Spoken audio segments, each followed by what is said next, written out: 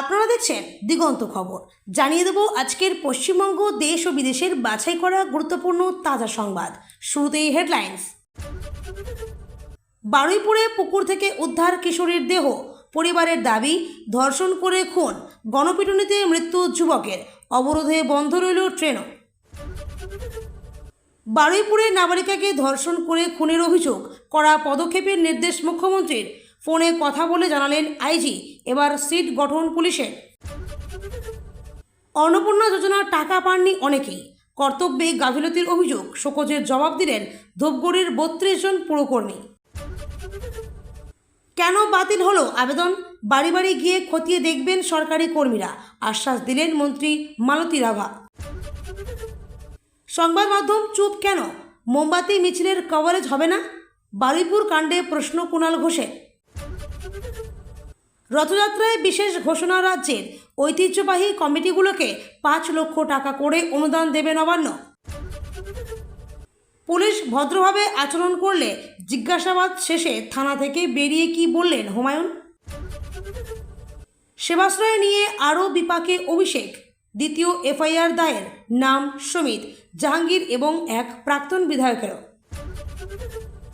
মমতা না চন্দ্রিমা, কার হয়ে কথা বললেন নওশাদ সিদ্দিকী, রাজনীতি নিয়ে অকপট প্রতিক্রিয়া ভাঙড়ের বিধায়কের। সাগরে ঘনালো নিম্নচাপ, কলকাতা সহ দক্ষিণবঙ্গের জেলায় জেলায় ভারী বৃষ্টির পূর্বাভাস, দীঘায় জলোচ্ছ্বাস, উত্তাল সমুদ্র। ডিমের পরিবর্তে এবার বাড়িতে ঢিল পড়বে, কাদের হুঁশিয়ারি দিলেন দিলীপ ঘোষ। শ্যামাপ্রসাদের জন্মদিনে ঝটিকা সফরে কলকাতায় অমিত শাহ, কী কর্মসূচি স্বরাষ্ট্রমন্ত্রীর। বারুইপুরে ধর্ষণ খুনে গণপিটুনিতে মৃত অভিযুক্ত নির্যাতিতার বাবার সঙ্গে কথা মুখ্যমন্ত্রীর। জমি অধিগ্রহণ নিয়ে বিবাদ, 2 পাড়ার সংঘর্ষে জামুরিয়ায় ইট বৃষ্টি, জখম বেশ কয়েকজন। বিজেপি সরকার আসতেই কাটল জট, 125 দিনের কাজের প্রকল্পে পশ্চিম বাংলাকে প্রথম কিস্তিতে 1264 কোটি টাকা দিচ্ছে কেন্দ্র। তৃণমূল গ্রাম পঞ্চায়েত প্রধানের বিলাসবহুল ফার্ম হাউস, প্রশ্ন উঠতেই এলো জবাব। চা কর্মীদের জন্য 313 কোটি টাকা বরাদ্দ করল রাজ্য সরকার, শিক্ষায় কত, স্বাস্থ্য খাতেই বা কত গেল, জানালেন শুভেন্দু। অবশেষে ভোট ময়দানে প্রশান্ত কিশোর, বিজেপি সভাপতি নীতিন নবীনের গড়ে প্রার্থী হয়েই হুঙ্কার পিকের। বারুইপুরের ঘটনায় গ্রেপ্তার এক, ধৃতের সঙ্গে কিশোরীকে দেখা যায় নিখোঁজ হওয়ার আগে, থানায় খুনের মামলা রুজু। গাড়িতে বসে অভিষেক, ফুটবোর্ডে দাঁড়িয়ে কিভাবে যেতে পারে নিরাপত্তারক্ষী, নোটিশ পেয়ে কি জবাব। মেসি কাণ্ডে ফের অরূপ বিশ্বাসকে তলব, মঙ্গলবারই থানায় ডেকে পাঠালো পুলিশ। মাঝরাতে জোর করে মন্দির খুলিয়ে জন্মদিন উদযাপন পার্থ ভৌমিকের, বিস্ফোরক বড়মা মন্দিরের সম্পাদক। পদত্যাগ না করা অপরাধ, 2 মহিলা কাউন্সিলরের বাড়িতে পাথর ডিম হামলা, উত্তেজনা বারাসাতে। এতক্ষণ শুনছিলেন সংবাদ শিরোনাম, এখন আসছি বিস্তারিত খবরে। 12 বছরের এক কিশোরীর অস্বাভাবিক মৃত্যু, তার জেরে ক্ষিপ্ত জনতার গণপ্রহারে মৃত্যু আরও এক ব্যক্তির। এই 2 ঘটনার জেরে রবিবার অশান্ত হলো বারুইপুর। শিয়ালদহ নামখানা লাইনে অবরোধের জেরে ঘণ্টাখানেক বন্ধ থাকে ট্রেন চলাচল, প্রায় 5 ঘন্টা বন্ধ থাকে সড়কও। পুলিশ সূত্রে প্রথমে গেলে তাদের ঢিল ছুঁড়ে মারার অভিযোগ ওঠে উন্মত্ত জনতার বিরুদ্ধে। জনতাকে ছত্রভঙ্গ করতে পুলিশকে লাঠিচার্জ করতে হয়। কিশোরীর বাবার সঙ্গে ফোনে কথা বলেন মুখ্যমন্ত্রী শুভেন্দু অধিকারী। মঙ্গলবার তাকে ভবানী ভবনে যেতে বলেছেন মুখ্যমন্ত্রী। আইজি প্রেসিডেন্সি রেঞ্জ কঙ্কর প্রসাদ বারুইয়েরও আশ্বাস, দোষীদের রেয়াত করা হবে না। শনিবার বিকেল থেকে নিখোঁজ ছিল 12 বছরের কিশোরী। রবিবার সকালে তার বাড়ির কাছে একটি পুকুর থেকে উদ্ধার হয় দেহ। বারুইপুর থানা এলাকার ধপধপি 2 নম্বর পঞ্চায়েতের সূর্যপুর হাটের ঘটনা। পরিবারের অভিযোগ, ধর্ষণ করে খুন করা হয়েছে তাকে। তারপরেই দেহ আটকে বিক্ষোভ দেখাতে শুরু করেন স্থানীয়দের একাংশ। বিক্ষোভ চলাকালীন স্থানীয় এক যুবককে পিটিয়ে খুন করার অভিযোগ উঠেছে। এলাকার মানুষজনের একাংশের অভিযোগ, নিহতকে সন্দেহভাজনদের সঙ্গে ঘুরতে দেখা গিয়েছে, তিনিও সন্দেহভাজন বলে দাবি করাও কারো। এই অবস্থায় ঘটনাস্থলে পৌঁছায় পুলিশ। মোতায়েন হয় বিশাল বাহিনী। শেষ পর্যন্ত পুলিশ কিশোরীর দেহ উদ্ধার করে বারুইপুর মহকুমা হাসপাতালে নিয়ে যায়। আইজি কঙ্কর প্রসাদ বলেন, আমি উদ্যোগী হয়ে আজই মৃতার ময়নাতদন্তের ব্যবস্থা করব। পরিবার সূত্রে জানা গিয়েছে, কিশোরী শনিবার বিকেলে খাবার কিনতে বাড়ি থেকে বেরিয়েছিল। তারপর থেকে তার খোঁজ মেলেনি। পরিবারের অভিযোগ, 4 জন তাকে তুলে নিয়ে যায়। রবিবার সকালে বাড়ির অদূরে একটি পুকুরে কিশোরীর দেহ মেলে। তারপরেই উত্তপ্ত হয়ে ওঠে এলাকা। দেহ ঘিরে রেখে বিক্ষোভ দেখাতে শুরু করেন স্থানীয়রা। পথ অবরোধ করেন। সূর্যপুর স্টেশনেও অবরোধ হয়। ঘটনাস্থলে পৌঁছায় পুলিশ। পরিস্থিতি নিয়ন্ত্রণে আনতে মোতায়েন করা হয় বিশাল বাহিনী। অভিযোগ, পুলিশ লাঠিচার্জ করেছে। পাল্টা তাদের লক্ষ্য করে বিক্ষোভকারীদের একাংশ ঢিল ছোড়ে বলেও অভিযোগ উঠেছে। তাতে কয়েকজন পুলিশকর্মী আহত হয়েছেন বলেও অভিযোগ। পরিস্থিতি ক্রমেই উত্তপ্ত হয়ে থাকে। এই আবহে মৃতার বাবার সঙ্গে ফোনে কথা বলেন শুভেন্দু। এই ঘটনায় যথাযথ ব্যবস্থা নেওয়া হবে বলে আশ্বাস দিয়েছেন তিনি।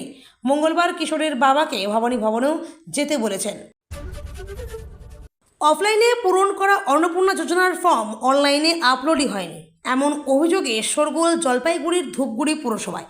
সেই অভিযোগ প্রকাশ্যে আসতেই পুরসভা 32 জন কর্মীকে শোকজ করেছিল। শনিবার মহকুমা শাসকের দপ্তরে হাজির হয়ে তারা কারণ দর্শালেন। অন্নপূর্ণা যোজনার ফর্ম সঠিকভাবে পূরণ করেও টাকা না পাওয়ার অভিযোগ উঠছে। বিশেষত অফলাইনে যারা ফর্ম পূরণ করেছেন তাদের থেকেই অভিযোগ জমা পড়েছে বেশি। ধূপগুড়ি পৌরসভা এলাকার বাসিন্দা অনেক মহিলারই অভিযোগ, ফর্ম পূরণের সময় তারা নির্দিষ্ট সব নথি জমা করেছিলেন, কিন্তু অনলাইনে সেই ফর্মগুলি আপলোড এবং যাচাই না হওয়ায় তাদের অ্যাকাউন্টে অন্নপূর্ণা যোজনার টাকা ঢোকেনি।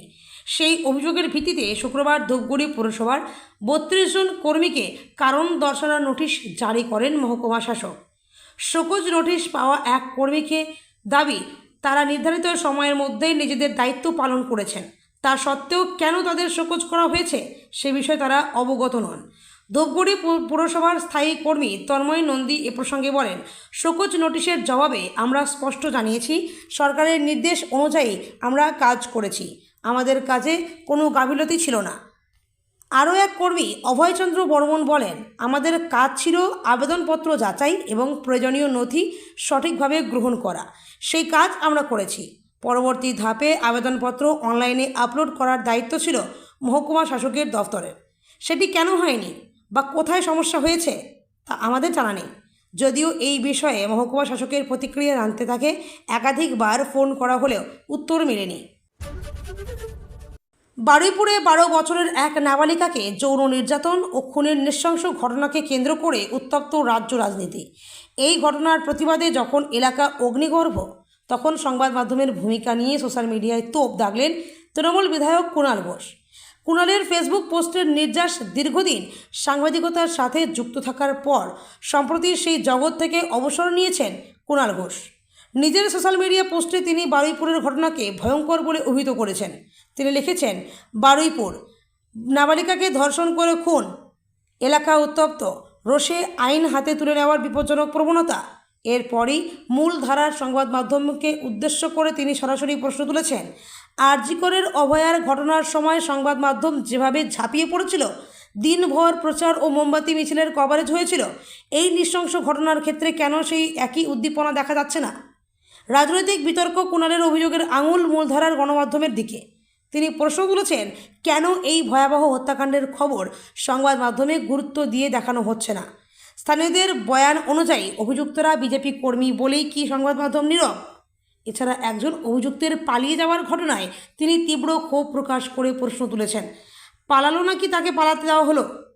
প্রশাসনের পদক্ষেপ ঘটনার গুরুত্ব বিবেচনা করে মুখ্যমন্ত্রী শুভেন্দু অধিকারী ইতিমধ্যেই জিরো টলারেন্সের বার্তা দিয়েছেন। তিনি আশ্বাস দিয়েছেন, এই ঘটনায় যুক্ত কাউকেই ছাড় দেওয়া হবে না এবং দোষীদের বিরুদ্ধে কঠোর আইনি ব্যবস্থা নেওয়া হবে। রথযাত্রাকে ঘিরে বড় ঘোষণা রাজ্য সরকারের। শতাব্দী প্রাচীন ঐতিহ্য বহন করে চলা রথযাত্রাগুলিকে আরও জাঁকজমক করে তুলতে এবার বিশেষ আর্থিক সহায়তার সিদ্ধান্ত নিল নবান্ন। রাজ্যের বিভিন্ন জেলার 100 থেকে 150 বছরের পুরনো রথযাত্রা আয়োজক কমিটিগুলিকে 5 লক্ষ টাকা করে অনুদান দেওয়া হবে। ইতিমধ্যে ঐতিহ্যশালী এই রথযাত্রা কমিটিগুলোর চিহ্নিতকরণের কাজ শুরু হয়ে গিয়েছে। নবান্ন সূত্রে জানা গিয়েছে, আগামী 13 জুলাই এই অনুদানের চেক সংশ্লিষ্ট কমিটির অনুমোদিত প্রতিনিধিদের হাতে তুলে দেওয়া হতে পারে। সেই অনুষ্ঠানে মুখ্যমন্ত্রী ভার্চুয়ালি উপস্থিত থেকে তিনি বিভিন্ন জেলা রথযাত্রা কমিটির প্রতিনিধিদের উদ্দেশ্যে বক্তব্য রাখার সম্ভাবনা রয়েছে। বিতর্কিত মন্তব্যের জন্য শনিবার সকালে রেজিনগর থানায় হাজিরা দেন হুমায়ুন কবির। তিনি জানান, তদন্তের জন্য 14 তারিখ ফের ডাকা হয়েছে। সেই সঙ্গে আরও জানান, 10 পাতা প্রশ্নমালা রাখা হয়েছিল হুমায়ুনের জন্য। থানা থেকে বেরিয়ে ফের হুঙ্কার দেন হুমায়ুন। তিনি বলেন, আমি ডিজির কাছে 3 দিন আগে মেল করেছি, কতগুলো এফআইআর আছে আমায় জানতে। তদন্তে সহযোগিতা করবেন কিনা জানতে চাইলে তিনি বলেন, পুলিশ ভদ্রভাবে আচরণ করলে সহযোগিতা করব, কেউ বাপ তুলে গাল দিলে আমি যাব না। উস্কানিমূলক মন্তব্যের অভিযোগে পরপর 2 থানা থেকে হাজিরার নোটিশ পেয়ে পৌঁছেছিল গত মঙ্গলবার। শক্তিপুর ও রেজিনগর থানার নোটিশ পেয়েছিলেন আমজনতা উন্নয়ন পার্টির সুপ্রিমো হুমায়ুন কবির। তবে গতকাল শক্তিপুরের হাজিরা এড়ালেও আজ রেজিনগর থানার হাজিরায় হুমায়ুন কবির। থানায় ঢোকার আগে আমজনতা উন্নয়ন পার্টির নেতা হুমায়ুন কবির বলেন, আমি গ্রেপ্তার হলে আরও 100 থেকে 120 জন স্বেচ্ছায় গ্রেপ্তার হবেন, তালিকা প্রস্তুত রয়েছে। তার হাজিরাকে ঘিরে থানা চত্বরে নেওয়া হয় কড়া নিরাপত্তা ব্যবস্থা। রেজিনগর থানার পুলিশের পাশাপাশি মোতায়েন করা হয়েছে কেন্দ্রীয় বাহিনীও। থানার ভেতরে ও বাইরে নিরাপত্তা জোরদার করা হয়েছে, যাতে কোনো অপ্রীতিকর পরিস্থিতির সৃষ্টি না হয়। তবে থানায় হাজিরা দেওয়ার আগে প্রস্তাবিত বাবরি মসজিদ এলাকায় যান হুমায়ুন কবির। তাকে যদি গ্রেপ্তার করা হয়, তিনি জানিয়েছেন বেশ কিছু দলীয় কর্মীদের নাম তিনি রেডি করেছেন, তাদেরকেও গ্রেপ্তার করতে হবে। সেবাশ্রয় এবং সেবাশ্রয় 2 শিবিরে নিয়ে মোট 16টি অভিযোগ রয়েছে। তার ভিত্তিতে বিষ্ণুপুর থানার পুলিশ এফআইআর করেছে শনিবার। তাতে প্রথমেই নাম রয়েছে অভিষেকের। অভিষেক বন্দ্যোপাধ্যায়ের সেবাশ্রয় স্বাস্থ্য শিবির নিয়ে দ্বিতীয় এফআইআর দায়ের হলো ডায়মন্ড হারবারে। এবার বিষ্ণুপুর থানার পুলিশ পদক্ষেপ করল। স্থানীয় বিজেপি নেতা অভিজিৎ দাসের অভিযোগের ভিত্তিতে বিষ্ণুপুর থানা অভিষেক এবং অন্যদের বিরুদ্ধে এফআইআর দায়ের করেছে। একাধিক ধারায় রুজু করা হয়েছে মামলা। তালিকায় নাম রয়েছে অভিষেকের আত্মসহায়ক সুমিত রায়, ডায়মন্ড হারবারের তৃণমূল প্রার্থী জাহাঙ্গীর খানেরও। সূত্রের খবর, সেবাশ্রয় এবং সেবাশ্রয় 2 শিবির নিয়ে মোট 16টি অভিযোগ রয়েছে। তার ভিত্তিতে বিষ্ণুপুর থানার পুলিশ এফআইআর করেছে শনিবার। ভারতীয় ন্যায় সংহিতার একাধিক ধারা, ঔষধ ও প্রসাধনী আইন, পিসিপিএনডিটি আইন, পারমাণবিক শক্তি আইন, জাতীয় মেডিকেল কমিশন আইন এবং রাজ্য ক্লিনিক্যাল এস্টাবলিশমেন্ট আইনে মামলা রুজু করা হয়েছে। অভিযুক্তদের তালিকায় প্রথমেই রয়েছেন সাংসদ অভিষেক। এছাড়া আরও অনেকের নাম রয়েছে এফআইআরে। সুমিত, জাহাঙ্গীর ছাড়াও সেবাশ্রয়ের অনিয়মে অভিযুক্ত প্রাক্তন তৃণমূল বিধায়ক দিলীপ মণ্ডল। এফআইআর হয়েছে অয়ন ঘোষ দস্তিদার, শামীম আহমেদ, গৌতম অধিকারী, মেহবাবুর গায়েন, নবকুমার বেতাল, বাবান গাজী এবং একাধিক সংগঠনের বিরুদ্ধে। অজ্ঞাত পরিচয়ে কিছু সংগঠক, আয়োজক, চিকিৎসক, স্বাস্থ্যকর্মী, সরকারি কর্মচারীকেও অভিযুক্তের তালিকায় রেখেছে পুলিশ। সেবাশ্রয়ে অর্থের যোগান থেকে আস্ত খতিয়ে দেখা হচ্ছে। অভিযুক্তদের মধ্যে জাহাঙ্গীর, দিলীপ আগেই গ্রেপ্তার হয়েছেন। অভিযোগপত্রে ডায়মন্ড হারবারের স্বাস্থ্য শিবিরের প্রধান সংগঠক হিসাব অভিষেকের নাম রয়েছে। বলা হয়েছে, তিনি জনসমক্ষে ঘোষিত মুখ হিসেবে এই কর্মসূচির পরিকল্পনা, পরিচালনা এবং বাস্তবায়নের সঙ্গে যুক্ত ছিলেন, তাই তার ভূমিকা খতিয়ে দেখা হচ্ছে। কিছুদিন আগে অনুরূপ এফআইআর হয়েছে ডায়মন্ড হারবার থানাতেও। শনিবার মমতা বন্দ্যোপাধ্যায়ের শিবির থেকে পদত্যাগ করে চিঠি পাঠিয়েছেন একদা ঘনিষ্ঠ চন্দ্রিমা ভট্টাচার্য। ফিরহাদ হাকিম, অরূপ বিশ্বাস, জ্যোতিপ্রিয় মল্লিকের পরে নতুন ধাক্কা। চিঠিতে মমতা বন্দ্যোপাধ্যায়কে তৃণমূলের চেয়ারপারসন হিসেবেও সম্বোধন করেননি চন্দ্রিমা, করেছেন প্রাক্তন মুখ্যমন্ত্রী হিসাবে। ভবিষ্যতে যে তিনি ঋতব্রতদের শিবিরে যোগ দিতে পারেন, নানান কথায় ইঙ্গিত দিয়েছেন তারাও। চন্দ্রিমা ভট্টাচার্যের এই শিবির ত্যাগ নিয়ে রাজনৈতিক মহলে নানা প্রতিক্রিয়া জল্পনার সৃষ্টি করেছে। তেমনই প্রতিক্রিয়া এসেছে ভাঙড়ের বিধায়ক নওশাদ সিদ্দিকীর। নিজের প্রতিক্রিয়ায় কী জানালেন নওশাদ? এদিন বিধানসভায় দাঁড়িয়ে নওশাদের কটাক্ষ, মমতা বন্দ্যোপাধ্যায় মহাশয়া ওই সময় তো চন্দ্রিমা ম্যামকে অর্থমন্ত্রী বানিয়েছিলেন। ওই সময় ভারতে কোনো অঙ্গরাজ্যে মহিলা অর্থমন্ত্রী ছিল? অর্থনীতিবিদ না হওয়ার পরেও অর্থমন্ত্রী বানিয়েছিলেন।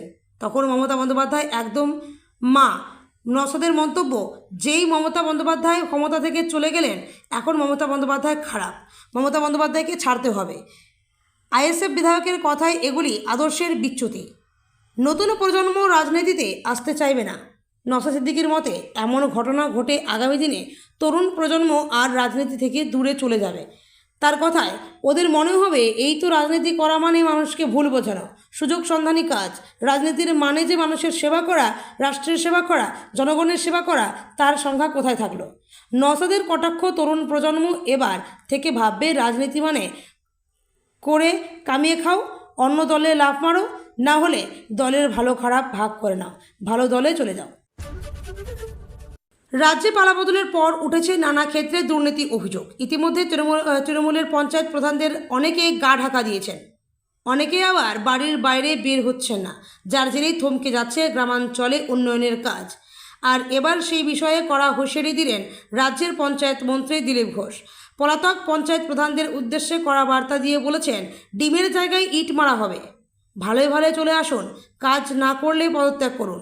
পঞ্চায়েত মন্ত্রী অভিযোগ করেছেন, প্রায় 2000 পঞ্চায়েত প্রধান দপ্তরে ধারাবাহিকভাবে অনুপস্থিত রয়েছেন।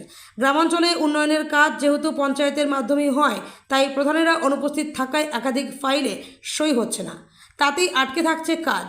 যারা কাজে আসছেন না তাদের দ্রুত পঞ্চায়েতে যোগ দেওয়ার বার্তা দিয়েছেন দিলীপ ঘোষ। অবিলম্বে কাজে যোগ দেওয়ার বার্তা দিয়ে পঞ্চায়েত মন্ত্রী বলেছেন, প্রায় 2000 প্রধান অফিসে যাচ্ছেন না, কাজ হচ্ছে না, অনেকেই পালিয়ে গিয়েছেন। আমরা বলবো, হয় পদত্যাগ করুন, না হলে কাজ করুন। এভাবে কাজ বন্ধ থাকলে ডিমের বদলে মানুষ বাড়িতে ঢিল মারবে। পশ্চিমবঙ্গে নতুন সরকার গঠনের 2 মাস পূর্ণ হওয়ার আগেই রাজ্যের জন্য 125 দিনের কাজের প্রকল্পের বরাদ্দ ঘোষণা করে দিল কেন্দ্র। 4 মে রাজ্য বিধানসভা নির্বাচনে মমতা বন্দ্যোপাধ্যায় সরকারের পতনের পর মুখ্যমন্ত্রী শুভেন্দু অধিকারীর নেতৃত্বে রাজ্যে নতুন বিজেপি সরকার গঠিত হয় গত 9 মে।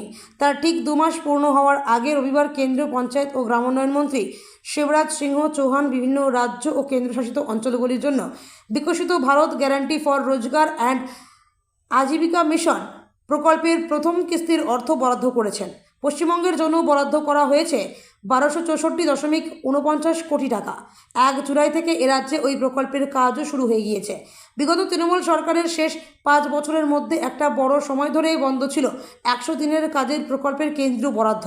অভিযোগ, প্রকৃত শ্রমিকদের বদলে ভুয়ো নামে ভরিয়ে ফেলা হয়েছিল উপভোক্তা তালিকা। উপভোক্তাদের একটা বড় অংশের ব্যাংক অ্যাকাউন্টের তথ্য ঠিক ছিল না, একের মজুরি জমা পড়তো অন্যের অ্যাকাউন্টে। এই কারণে একের পর এক কেন্দ্রীয় দল ঘুরে যায় রাজ্যে। তাদের সুপারিশ মেনে অনেক পরে পদক্ষেপ করে বিগত সরকার।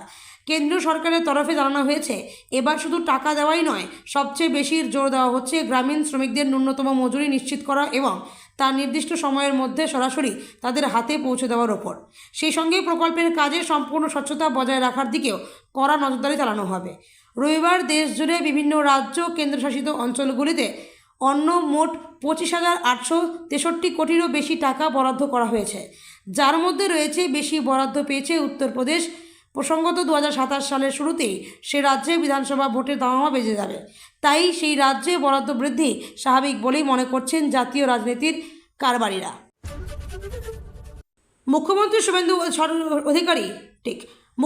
শুভেন্দু অধিকারী রবিবার সকালে সমাজ মাধ্যমে পোস্ট করে জানিয়েছেন, কোন খাতে কত টাকা বরাদ্দ করা হয়েছে। কেন্দ্রের চা শ্রমিক উন্নয়ন প্রকল্পই এবার এ রাজ্যে চালু করা হচ্ছে। শনিবার সরকারের উচ্চ পর্যায়ের বৈঠকে এই বিষয়ে সিদ্ধান্ত নেওয়া হয়েছে। শুভেন্দু জানিয়েছেন, পশ্চিমবঙ্গে প্রধানমন্ত্রী চা শ্রমিক প্রোৎসাহন যোজনা চালু করা হয়েছে, তাতে মোট 313.30 কোটি টাকা বরাদ্দ করা হয়েছে। এর ফলে চা শ্রমিকদের জীবনে আমূল পরিবর্তন আসতে চলেছে বলে জানিয়েছেন মুখ্যমন্ত্রী।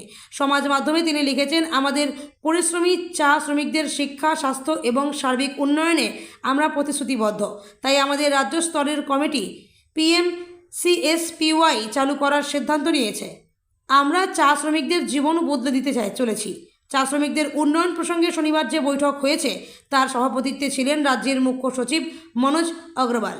এছাড়া বৈঠকে ছিলেন উত্তরবঙ্গ উন্নয়ন দপ্তরের সচিব, মহিলা ও শিশু উন্নয়ন দপ্তরের সচিব, রাজ্য অর্থ দপ্তরের অতিরিক্ত মুখ্য সচিব, স্বাস্থ্য ও পরিবার কল্যাণ দপ্তরের প্রধান সচিব, পিছিয়ে পড়া সম্প্রদায় উন্নয়ন দপ্তরের সচিব এবং পশ্চিমবঙ্গ সমগ্র শিক্ষা মিশনের প্রজেক্ট ডিরেক্টর। কোন খাতে কত টাকা বরাদ্দ করা হচ্ছে, মুখ্যমন্ত্রী জানিয়েছেন, মূলত 3টি খাতে বরাদ্দ করা হয়েছে: শিক্ষা, স্বাস্থ্য এবং আশ্রয় যোজনা। চা শ্রমিক শিক্ষা যোজনায় CSSY মোট 177 কোটি টাকা বরাদ্দ করা হচ্ছে। শ্রমিকদের পরিবারের জন্য শিক্ষাগত পরিকাঠামো এবং শিক্ষার গুণগত মানের উন্নয়নের লক্ষ্যেই এই বরাদ্দ। চা শ্রমিক স্বাস্থ্য সুরক্ষা যোজনায় CSSSY বরাদ্দ করা হয়েছে 72 কোটি টাকা। চা বাগান সংলগ্ন এলাকায় স্বাস্থ্য পরিকাঠামো এবং চিকিৎসা পরিষেবার উন্নয়নের লক্ষ্যে এই টাকা কাজে লাগানো হবে। ছাড়া চা শ্রমিক আশ্রয় যোজনায় CSAY বরাদ্দ হয়েছে 63 কোটি টাকা। এর মাধ্যমে পাহাড়ি এলাকায় 88টি এবং সমতলে 233টি, মোট 321টি বিশ্রামাগার তৈরি করা হবে। তাতে অফ গ্রিড সৌরবিদ্যুৎ থেকে শুরু করে বিশুদ্ধ পানীয় জল, আরামদায়ক বসার জায়গা, পরিচ্ছন্ন শৌচাগার, সমস্ত আধুনিক সুযোগ সুবিধা পাওয়া যাবে। শুভেন্দু জানিয়েছেন, এই প্রকল্প পরিচালনার দায়িত্বে থাকবে উত্তরবঙ্গ উন্নয়ন দপ্তর। তারা স্বাস্থ্য দপ্তর, পশ্চিমবঙ্গ সমগ্র শিক্ষা মিশন এবং বিভিন্ন জেলা প্রশাসনিকগুলির সঙ্গে সমন্বয় বজায় রাখবে।